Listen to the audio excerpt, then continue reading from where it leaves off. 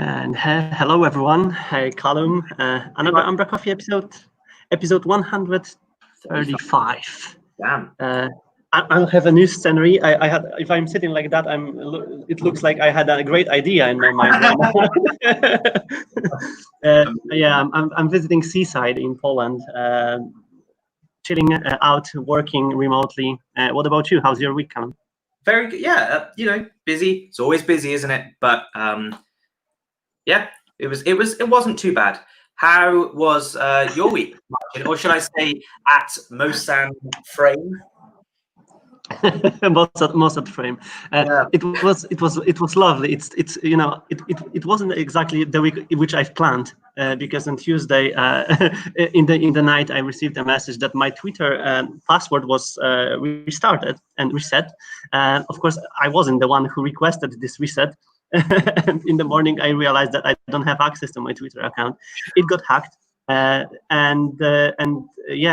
I would lie if I would say that it was a good week because I have had more time to enjoy life rather than Twitter, for example, right? Yeah. But no, I've been exchanging emails with Twitter support, trying to find out what happened. Plus, I've spent 10 plus hours on securing my other accounts and passwords. And I don't know if you've seen, but on LinkedIn and Instagram, I've shared a kind of lesson for everyone who might got affected, same as I, because I think that it's important to help everyone else secure their accounts and passwords and things like that. I know you as well realized some of the... Without going into too many details about yours or my specific situations. Yeah. You had the Twitter account wasn't what was compromised. It was email account, and that used an older password or something. So it actually just shows how interconnected a lot of our online accounts are. If someone can gain access to your email, they can gain access to a whole host of systems. And it's kind of like the if you've not got two-factor auth, that email is the key to your digital world. So using different emails, using different unique passwords, ensuring there's two-factor auth on every single one of your accounts, using a password manager, random passwords, all that stuff. I went and checked as soon as you messaged me. I went and checked, and oh yeah, okay, I don't know on that. I need to. Yeah. I realized that if you are using any old emails somewhere, just change them to your recent ones, for example. Plus, the same attacker tried to hack my Facebook account because it was associated with the same email address. But of course, it failed because I had two-factor authentication enabled there. So it just proves how important those small steps are. And even if they are sometimes annoying because you need to check your phone or authenticator app to provide the code, it might save your identity and stuff like that. And I've mentioned it to you before we went live that I went to the training last week about email marketing. And in personal branding world, let's say, or our identity in the web, it's such an important to not be dependent from single provider. So for example, if you're an Instagram model and then Instagram decides to block your account or someone hacks your account, you are no longer a model, right?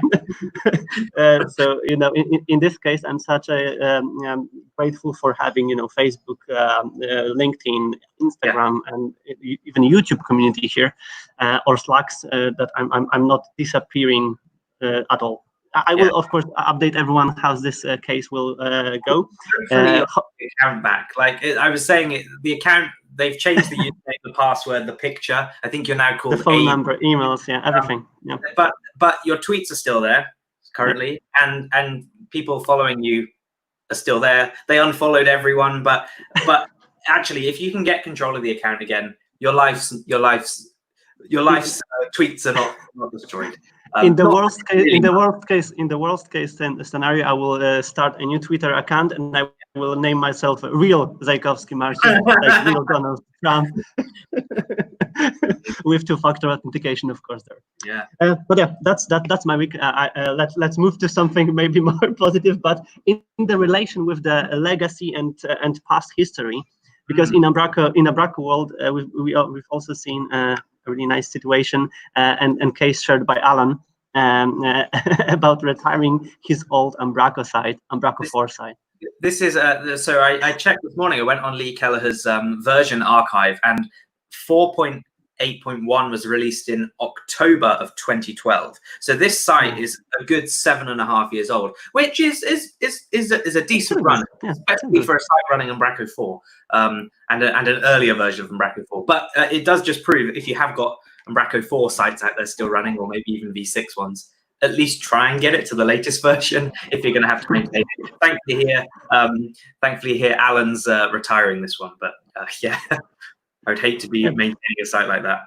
Yeah, but that's also important. We've been always mentioning those security patches and data breaches. There have been pwned accounts like that. It all relates all together. It's just we never know who will find our vulnerability or anything like that in the sites and use it for anything else. So security, and once again security and insurance, an investment ahead of time instead of dealing with fires after all, right?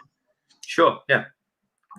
And the second thing, because this week was pretty quiet, right? Yeah. Probably most of the people are on holidays.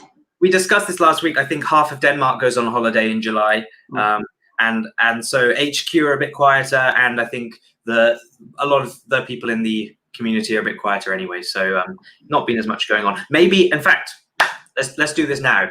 Next Friday is the last Friday of the month. We've not had an Umbraco Tuesday in a while. Let's try and get the community together. Let's do an Umbraco Tuesday next Friday, because maybe we can try and make the community feel a little bit more alive. It's been a bit quiet this week. I didn't find any releases. If we've missed anything, please mention them in the chat. But yeah, I missed no real releases, no like major blog posts or anything. So let's inject some more community fun. Yeah, I'm on holiday next week, but I obviously will wear Umbraco Tuesday and join the initiative. I hopefully will be able to tweet about it. Oh no! send your picture to me, and I'll tweet it on your behalf, Marcin. Thank you, Callum. Yeah, I will do that. We've had a script release this week, right? And it also relates to what's going on in the script family. Driving and running community via patio furniture and other links, and also gatherings about initiatives happening around the web. Highlighting some of the blog posts which we've been also discussing in the past umbraCoffees, such as great posts by Bjarke about automated testing in Umbraco, some of the previous releases, and then blog posts. And there's also a series of meetups which happened and will happen in the next weeks. But one of them is the recording of the meeting which took place 1 or 2 weeks ago. Yeah, this clashed with the Umbraco London meetup, so I missed it. But I actually watched this morning, and it's a really good conversation. So this was Anthony Dang, Joe Price, and someone I can't remember their name, unfortunately, from the Episerver community, talking about what it means to be a CMS developer. I've never really heard that term, but what is a CMS developer? Why that's a good or a bad thing when you compare it to maybe traditional software development. Are they real developers? And I think the answer is yes. The discussion goes along the line. A CMS is a great way to help get up and running, get started quickly.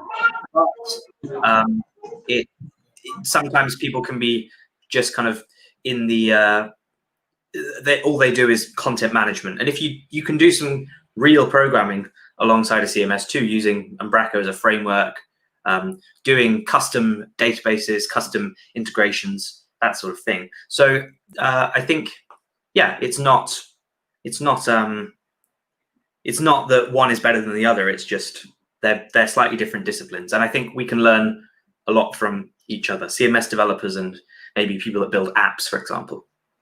Yeah, I've mentioned it to you earlier that I had a really nice chat today with the company doing a lot of .NET development plus Umbraco, and we've tried to exchange some knowledge because they need to learn about Umbraco, what's possible and what can be done there, but they are maybe experienced in DevOps, .NET, and other areas of the world in which we are not that experienced, for example. And this exchange of knowledge and understanding that we are not just a CMS developers, because the .NET is the higher tier, which is probably connecting us all, is exactly what we need to all understand. And other people need to understand that we are not just clicking through Umbraco and doing websites magically, but we are also living within the .NET community and .NET architecture itself. Absolutely. And there's the meetup from this week, which is the Edinburgh meetup, right? Yes, that was the demo of Yuzu and Vendor working in harmony. I unfortunately couldn't attend, but I know we've got Owen and a few others in the chat. Let us know how that went. Looked like a good meetup. Yep, and there are some meetups which are scheduled for a couple next weeks. One of them is August Social in Umbraco Leeds meetup group, and it's on August 6th. 6th of August. It's nice. Virtual beers. It's more of a virtual social than anything serious. Which, if people are on holiday, might be quite a nice thing to do. There'll be some discussions. Yep, and there's also a virtual Australian Umbraco meetup. Yeah, so there's a couple of meetups happening over the next, let's say, 3 weeks, where there's a open call for speakers where they need some topics. So the Australian meetup, they've kind of combined the three different Australian meetups into one, and they're doing one virtually. If you've got something you'd like to show off or talk about, go along. I've been to a few of them in person last year and actually virtually this year, and they were really good, really friendly bunch of people. So join. And in the UK and Europe, it's in the morning. It's like 9 a.m. in the morning, so it's not terrible. There's also Umbraco London coming up in 2-3 weeks, where we're looking for speakers for the rest of the year. So let me, Lottie, Ravi, anyone know if you're interested. Yep. I will probably submit some ideas for one of the virtual meetups that might motivate me to finally attend more of them as well. So yeah, call for action to everyone's ideas, share them, and use this space which meetups organizers still shares for everyone to exchange knowledge, because we probably shouldn't forget that still we need to learn from each other, share knowledge, and that's. Especially in these times, I think it's really important when we don't have that many occasions and opportunities in the real world to just use those possibilities here. True, and also because the meetups are so much more global now. With London, for example, if we had someone come to do a talk, if they were from out of town, they'd normally have to either head off kind of halfway through the meetup to get home on a train, or they'd stay overnight, and that's a little prohibitive. And I've traveled all over the country and a lot of the world to talk at meetups, but that barrier doesn't really exist anymore. So you don't have to. Oh, I'm not sure that meetup time works for me. Like there's 3 or 4 meetups a month in various different time zones, different countries, and everyone can dial into them. So choose one, do a talk. I know that we mentioned places that are kind of looking for speakers: London, Australia, Leeds as well. I'm sure many of the other organisers too. If you need putting in touch with someone, like reach out, and I can put you in touch, or use the Slack or something. I'm sure. Yeah, I think every organizer suffers always from finding speakers and aligning them ahead of time. Again, it's like a bigger idea and talk. Everyone has something interesting to share. It's everywhere, and every time there's something what you've done or we've done what might be interesting for someone else. So it's not like it needs to be a revolutionary step of using Umbraco in the spaceship or something like that. But anything what you are doing as your work or daily basis, it definitely will be interesting for someone else. I thoroughly enjoyed, Marcin. Just there, you said Umbraco in a spaceship, then leaned forward and the light bulb appeared over your head. Coincidence? I don't think so. I don't think so. Yeah, yeah, that's true. But yeah, as a call to action, definitely apply to meetups and share your knowledge. And speaking about it, we have some ideas from Umbraco HQ as well, how to share knowledge and exchange it with community and Umbraco ecosystem in general. And the next idea from Umbraco side is a series of webinars which will be oriented around case studies. So case studies, projects, and implementations done by Gold partners. And the first of them is a solution which probably some of us seen partially because Carol from Ecuador was already doing some talks and shared some insights about this project for the series of for the hotel chain, if I'm correct, right? Yeah. Yes, Village Hotels. And the first webinar is on July 29th, and it will. I'm really interested and curious how it will be packed in the format, right? So, will it be more technical or more business oriented or both? That's really interesting. And they've done some really, I believe, at least Equator, I know, maybe it's not this project, but they've done some awesome awesome stuff about like IoT with their hotel chains. So Alexa skills, right? And Alexa skills. Yeah, managed billboards or Umbraco managed content that appears in people's rooms on their televisions or on an iPad app or something. So they've done some cool stuff. If it's this client, I really look forward to hearing a bit more about that, because the case study would be really impressive. Yeah. And again, by doing cool implementations and really nice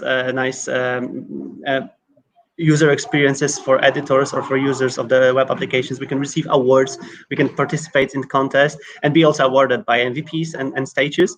And one of those MVPs also arrived to Australia.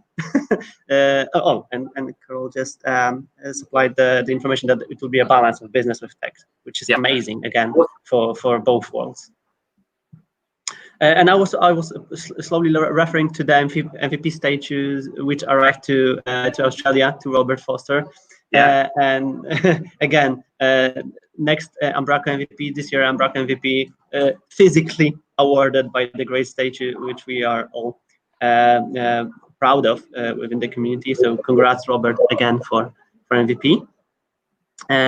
And I'm checking the list. I'm really interested in the comments today on YouTube, because Paul also informed that he's changing passwords right now while listening to all of us. That's brilliant. Did you see the one earlier from Lottie as well? Yes. This is cool. Yeah. We are connecting to each other, exchanging our pains, and I'm really glad that I inspired anyone to improve the security in your ends. And Callum, your talk is also going to happen next week. As I said, I'm on a holiday, but I won't miss it. Definitely, it's a topic which really interests me. I've done this talk a few times, and this time it's actually going to be recorded, so that's good. Yeah. I'm talking at the Virtual Azure Community Day, or some acronym. Anyway,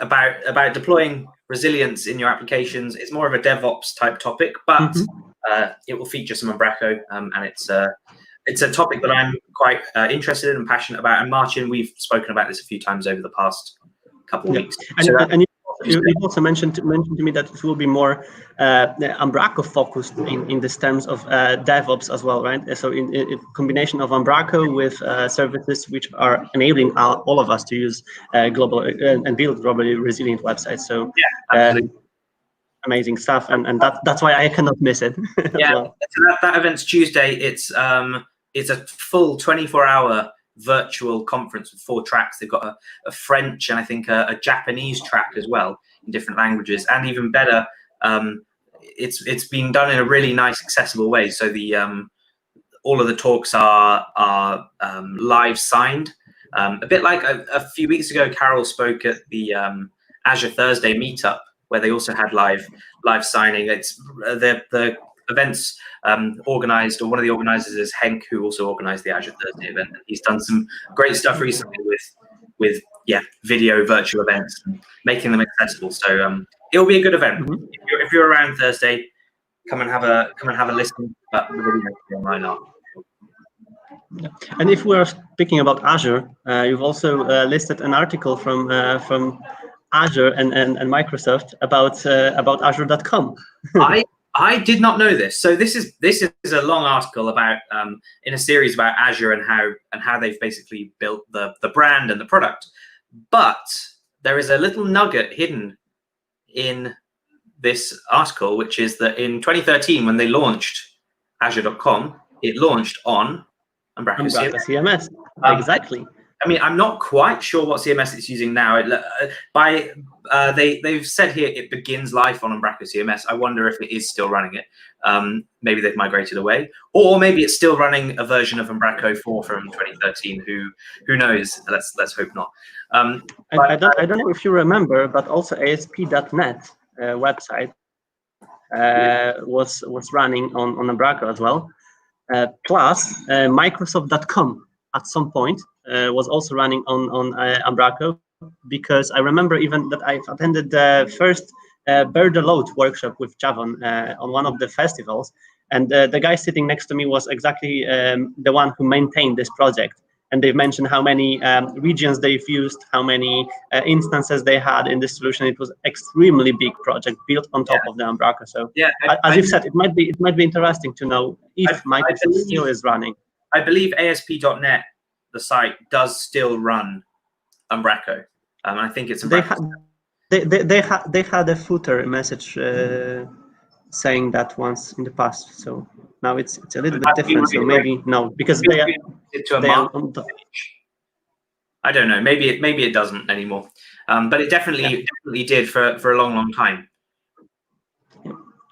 Exactly. So that's really interesting insight and finding. Maybe worth to pull the strings somewhere in the Microsoft and learn if it's still using Umbraco somewhere behind the scenes. Also, Mel's just posted this in the chat. So part of this was a part of Microsoft adopting it helped evolve the Courier product in Umbraco Deploy as we know it now.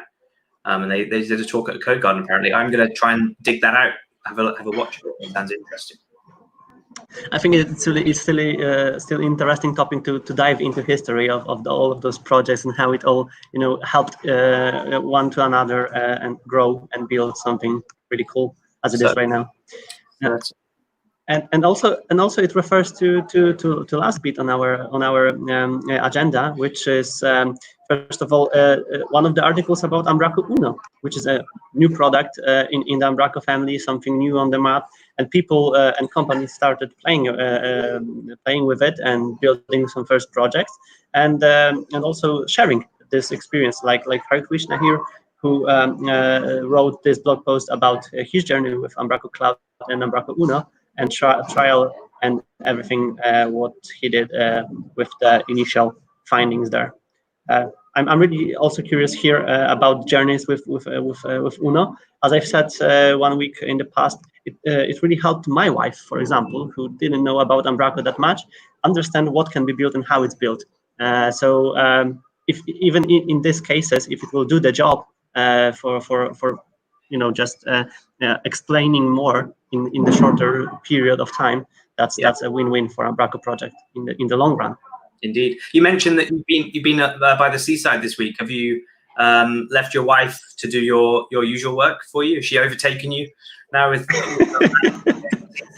Yeah, we even tried to just get her here and perform the umbraCoffee. But besides learning Umbraco, she also needs to learn English a little bit, at least.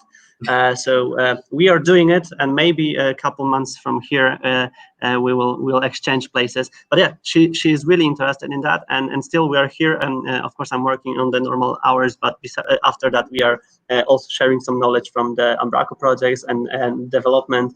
HTML, CSS, and JavaScript. I never thought that I know that much in this area, to be honest. Your daughter's 3, isn't she? Almost 4, yeah. Almost 4. So she should be an Umbraco master by now, surely. Pick her up yet? Yeah, that's the plan. You've seen these books which I bought a while ago on Amazon. HTML for babies. Yeah. It's a long-term project. We are converting into Umbraco Family, so yeah, still applying. Amazing. Cool. And yeah, speaking about families and stuff like that, Owen, who is a member of our Umbraco community, started an initiative on money giving, and dedicated his skills and kind of the diction, or I don't know how to name it, to run 2 marathons in 2 days to raise some money for it was a hospital chain or Oxford Hospital Oncology Department. And cancer charities. Oh, sorry, an air ambulance charity. Yes, exactly. So because of the history and some sad journey with his mom being diagnosed with cancer 12 months ago, and help received from this chain and Yeah. organization. So he's got a target of £1,000 to raise, and well, incredibly impressive that in only 2 days, 2 or 3 days, he's raised that much. So well done. And if you haven't supported him, go and do that. 2 marathons is in 2 days. I think I may have eaten 2 marathons in 2 days. There is a chocolate one. But yeah, running that far would be a true feat. That's insane. Yeah, we will of course keep fingers crossed for making it happen. You probably heard about crazy people doing marathons every day, and I heard from some people who are running obviously more than I and we combined, Callum, probably as well. That running, you know, for me running 10K was a challenging stuff. Running 42 kilometers is a challenging stuff. Running 42 kilometers 2 days in a row, then. That is insane. Yeah. And what we are sacrificing to you know, achieve our goals. But that's true. Big up and big high five, Owen. And we'll, as I said, we'll keep fingers crossed, and hopefully Umbraco community can help in reaching this goal again. We will share the link to the website below the video. And that's all from our list this week, Callum. If we miss anything else, we'll of course update the list. But as you've stated with the Umbraco Tuesday next Friday, Sebastian also appended this message and extended it with the Umbraco Friday virtual bar. So it sounds like it will be a great week, great ending of the of this month next week, and Indeed. hopefully we'll have a lot of information to share as well next week. As I said, I will be away, but Callum, you will be here, and of course UmbraCoffee will take place as usual. Yes. Next Friday. Cool. So yeah, thank you everyone. Callum and everyone else who are watching us, have a great rest of the day and an amazing weekend ahead. Do you want to add anything else, Callum? No, I think that's good. I hope you get your Twitter account back. Yeah, let's keep fingers crossed for that as well. If so, I will tweet it, and you will all know about it. And change your passwords, enable multi-factor authentication. Don't use old emails, and just be more clever than attackers and hackers around. Indeed. Oh, cheers. Thank you then, and see you